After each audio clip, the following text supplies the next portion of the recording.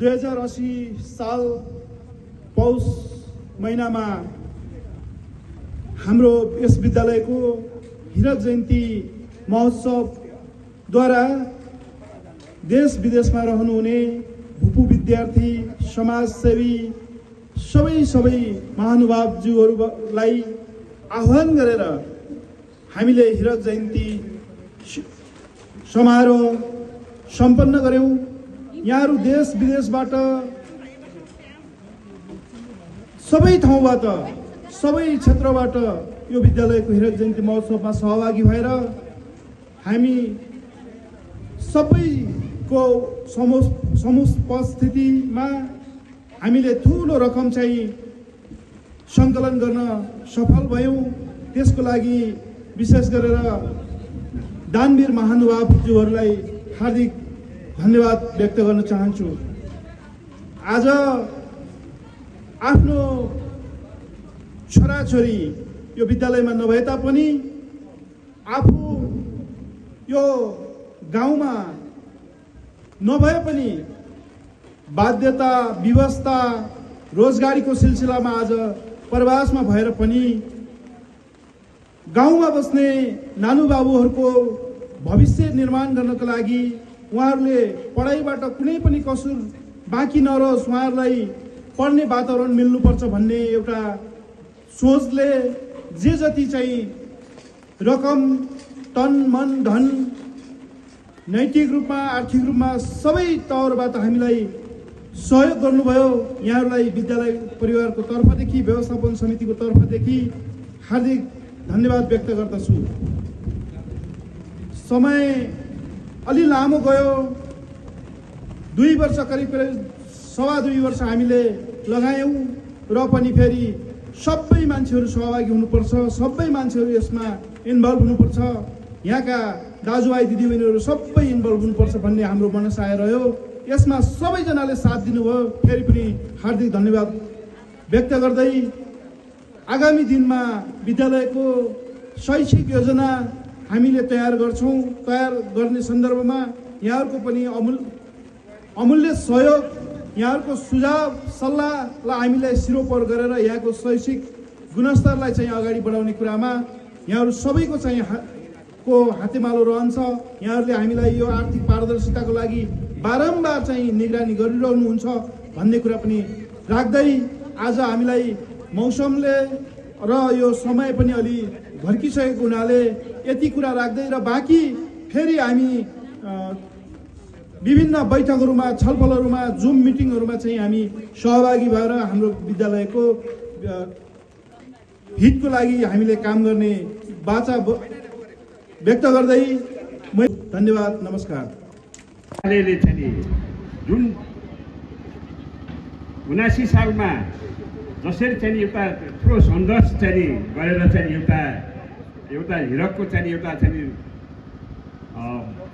उद्देश्य लिएर चाहिँ अगाडि बढ्यो।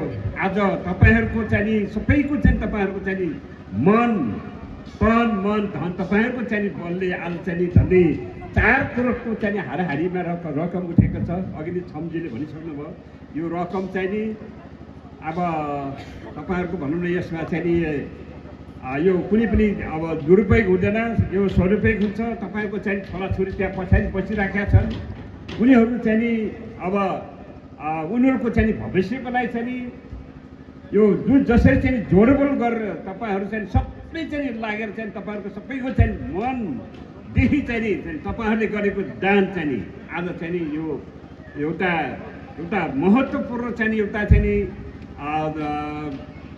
भइरहेको छ भनौँ चाहिँ यो ठुलो चाहिँ एउटा चाहिँ आर्थिक सङ्कलन ठुलो चाहिँ कोष चाहिँ हाम्रो लागि चाहिँ भन्यो भने यो गलकोट भित्रमा चाहिँ यो पाण्डव खानी नै तपाईँ हामी चाहिँ सफल भएको त्यो चाहिँ भइरहेको छ।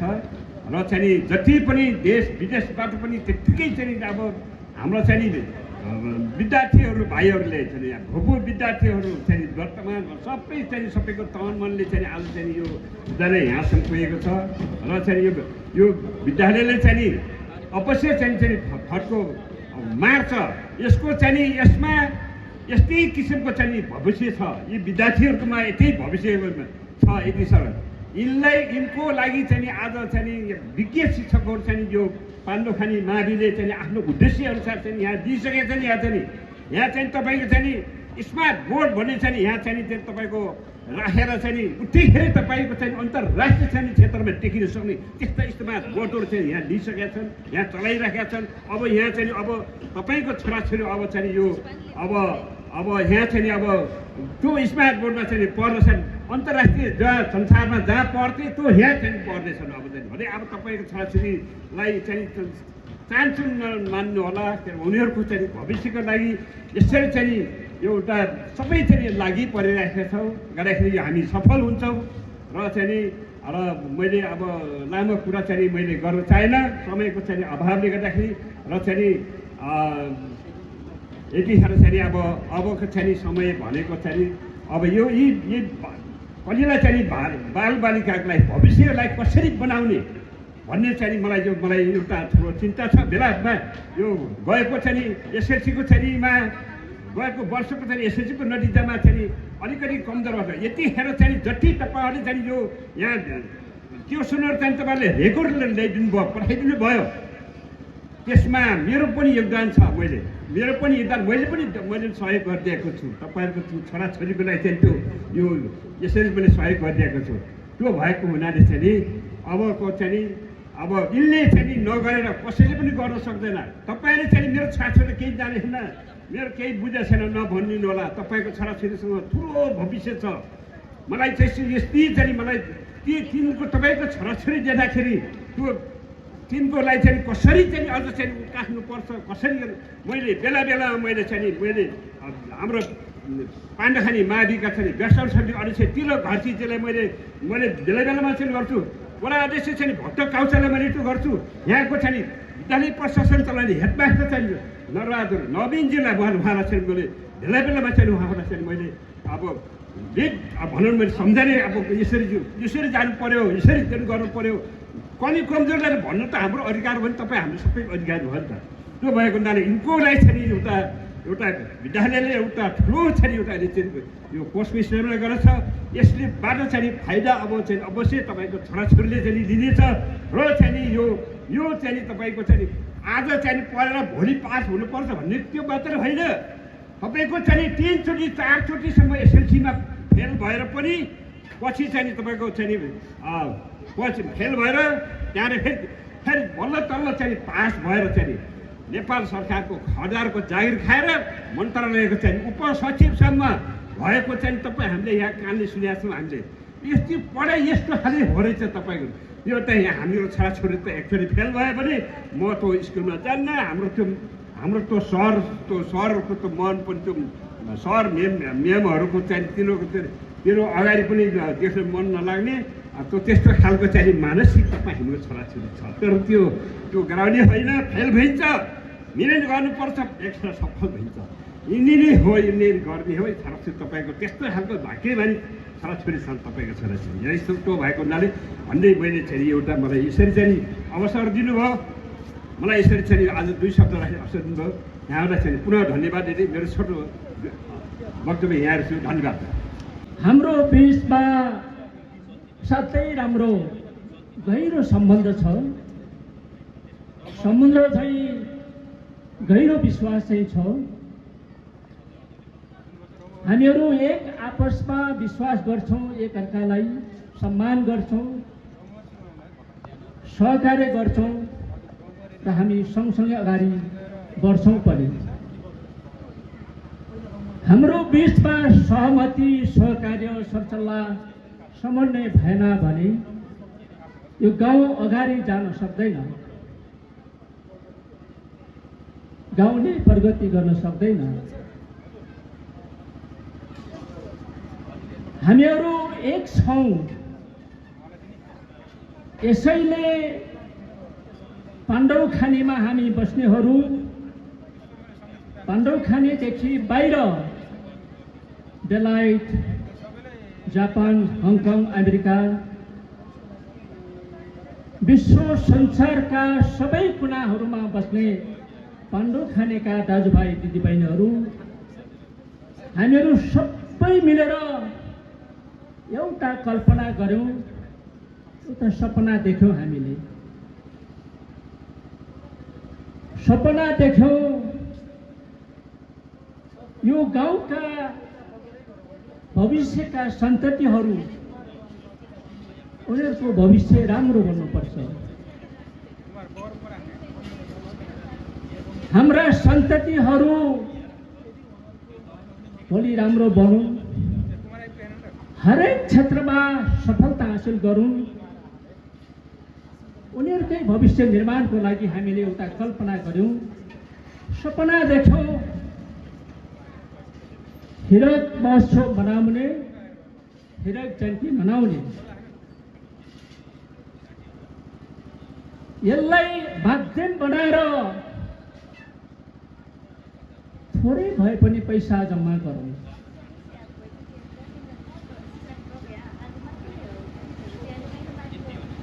मैले 45-46 साल पछाडि पढेका छन् विद्यार्थीहरू को मैले पौरख पनि हेर्न मन लागेको थियो। मलाई 45-46 साल पछाडिको विद्यार्थीहरू आजको अवस्थासम्म आउँदाखेरि कहाँ र कुन अवस्थामा छन् त ती विद्यार्थीहरू?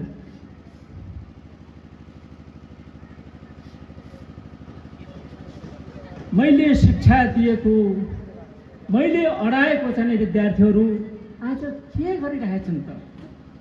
मैले त्यही पौरख हेर्न मन लागेर हो मलाई चाहिँ हिरक जयन्ती मनाएर, हिरक जयन्ती मार्फत ती विद्यार्थीहरूको पौरख चाहिँ हेर्न मन लागेको थियो मलाई। जहाँ जसरी जुन ठाउँमा चाहिँ ती विद्यार्थीहरू छन् अहिले आफ्नो अवस्था अनुसार, आफ्नो पोजिसन अनुसार आफ्नो पौरख चाहिँ देखाएको चाहिँ छन्। 1 लाख, 2 लाख, 5 लाख, 10 लाख रुपियाँ हालेर, 10,000 हालेर म प्रसन्न छु, म खुसी छु। यो मानेमा तपाईँ हामी सबैजना खुसी हुनुपर्छ। हामी गौरव गर्छौँ। विद्यार्थीहरू जो जहाँ जुन अवस्थामा हुनुहुन्छ, हाम्रो विचारलाई समर्थन गर्नुभयो, हाम्रो कुरालाई मान्नुभयो र आफूले पढेको स्कुलप्रतिको जिम्मेवारी निर्वाह गर्नुभयो। जन्मभूमि सरस्वती मन्दिर यो धरतीलाई सम्मान गर्नुभयो। सबैभन्दा ठुलो कुरा यही हो। पैसा 5,000, पैसा 2 लाख, पैसा 20 लाख, 5,000 रुपियाँ, 1,000 रुपियाँ सबै बराबर हो। तर त्योभन्दा सबैभन्दा ठुलो कुरा चरित्रको कुरा हो। चरित्र त्यहीँ देखिन्छ, त्यहीँ चाहिँ देखिने गरिकन चाहिँ महसुस हुन्छ जुन बेलामा समाजप्रतिको चाहिँ उत्तरदायित्व, समाजप्रतिको कर्तव्य त्यो निर्वाह गर्नमा हर प्रयासले अगाडि बढ्छ, अगाडि सर्छ, त्यही मान्छे ठुलो महान हो। यसैले हामीले जो प्रयत्न हामीले गऱ्यौँ, जे विचार हामीले राख्यौँ, समर्थन भयो, सहभागिता भयो, सबैको समर्पण प्रति हामी सबैजना पाण्डुखानीमा बस्ने मानिसहरू आभारी छौँ। हामी आभार व्यक्त गर्न चाहन्छौँ।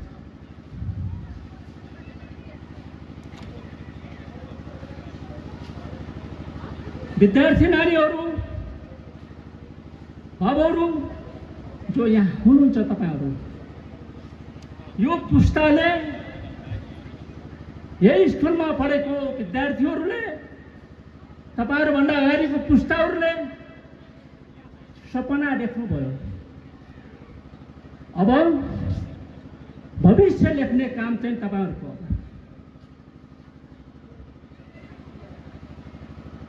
भविष्य लेख्नुहोस्, राम्रो मानिस बन्नुहोस्।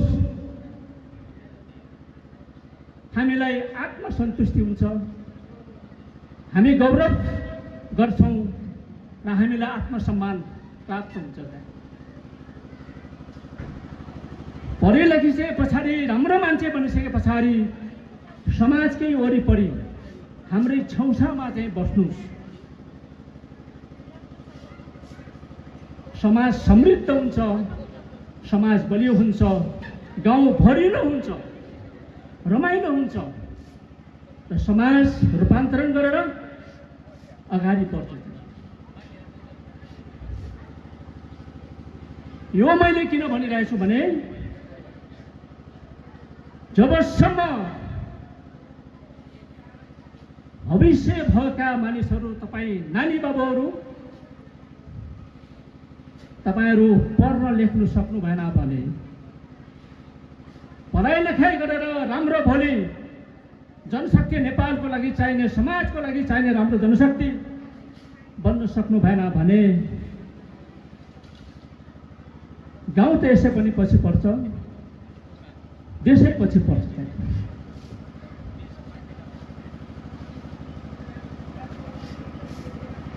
गएको कार्तिक मङ्सिर महिनातिर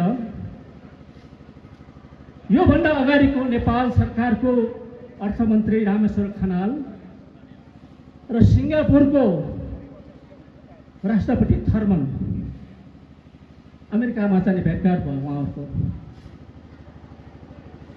नेपाल सरकारको अर्थमन्त्री रामेश्वर खनालले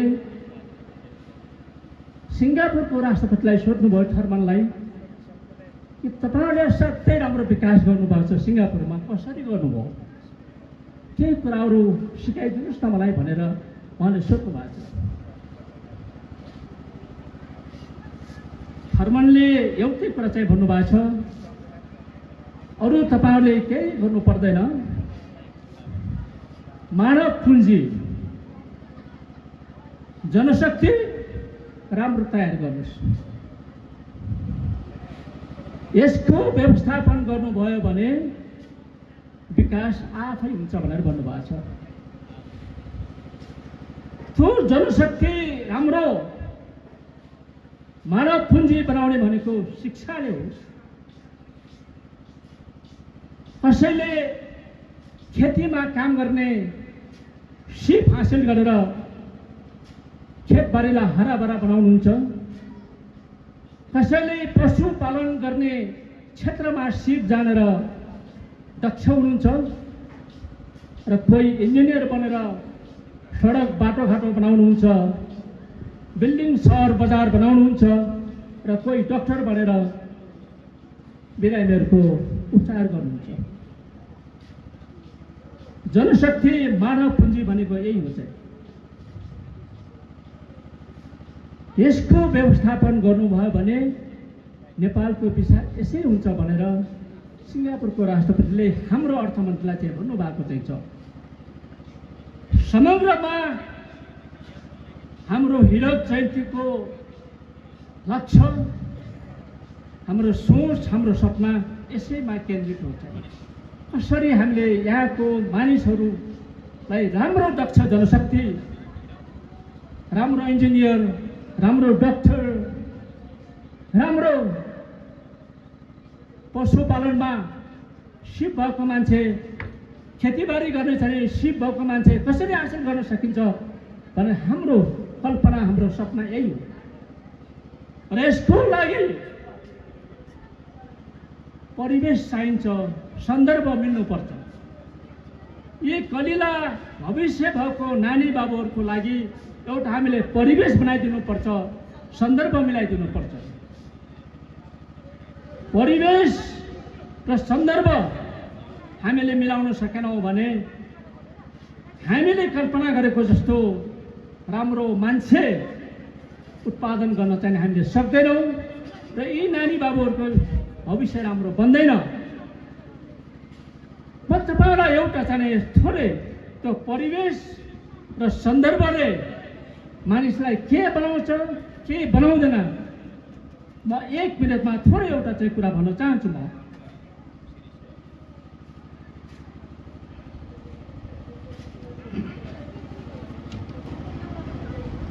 यो समारोहमा कतिपय ब्रिटिस आर्मी, इन्डियन आर्मीका एक्स आर्मीका भूतपूर्व अफसर साहेबनहरू पनि यहाँ हुनुहुन्छ।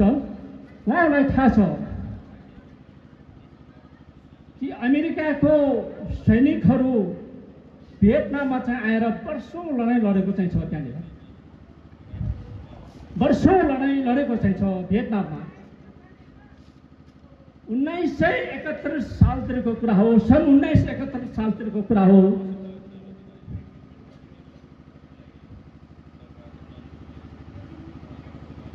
अमेरिकन 2 जना सांसदहरू भियतनाममा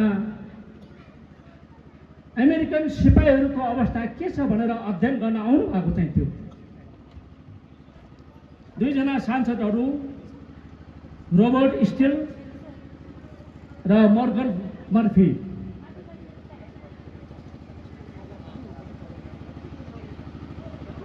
सेनाहरूको बिचमा बसेर उहाँहरू छलफल गर्नुभयो। सेनाहरूको अवस्थाको बारेमा चाहिँ अध्ययन गर्दाखेरि लामो समयसम्म हामी बाँच्ने हो, बाँच्छौँ, हामी यति लामो समयसम्म चाहिँ बाँच्छौँ भन्नेले धेरै ठुलो अर्थ राख्दैन। मानिस बाँचेको चाहिँ छ, कसरी बाँचेको चाहिँ छ, ऊ कस्तो मानिस भएर चाहिँ बाँच्यो, कस्तो मानिस भएर चाहिँ आफूले जीवन चाहिँ बिताएको छ भन्नेले ठुलो अर्थ चाहिँ राख्छ। त्यस कारणले तपाईँ हामीहरू सबैजना बाँच्ने बेलासम्म राम्रो चाहिँ काम गरेर चाहिँ हामी मर्ने हो। फेरि पनि मैले पढाएको चाहिँ विद्यार्थीहरू जसले यो अहिले अभियानमा स्कुलको शिक्षाको लागि जहाँ जहाँबाट जसरी जे चाहिँ तरिकाले दान दक्षिणा गर्नुभएको चाहिँ छ, उहाँहरूप्रति म आभार व्यक्त गर्न चाहन्छु। उहाँहरूको अरू प्रगति हुनुको लागि पाण्डुखानीका हामी सबैले उहाँहरू हामी शुभकामना पनि दिन चाहन्छु। अब अन्तिममा एउटा कुरा तपाईँलाई म के भन्छु भने यही माटोमा जन्मेको, यही गाउँतिर हुर्केको र स्कुलमा पढेको नेपाल आर्मीको अहिले मेजर जनरलमा पदम बुढाथोकी प्रमोसन बरुवा हुनुभएको चाहिँ छ। उहाँहरूलाई हामी सबैले हार्दिक हार्दिक बधाई दिन चाहन्छौँ र भोलि अरू प्रगतिको लागि हामी फेरि हार्दिक शुभकामना व्यक्त गर्न चाहन्छु। यहाँहरू सबैमा हिरक महोत्सवमा जो सरिक हुनुभयो, सहभागिता जनाउनुभयो, समर्थन गर्नुभयो, म यसको निमित्त यहाँहरू सबैमा आभार व्यक्त गर्दै चाहिँ म बिदा हुन्छु। धन्यवाद, नमस्कार।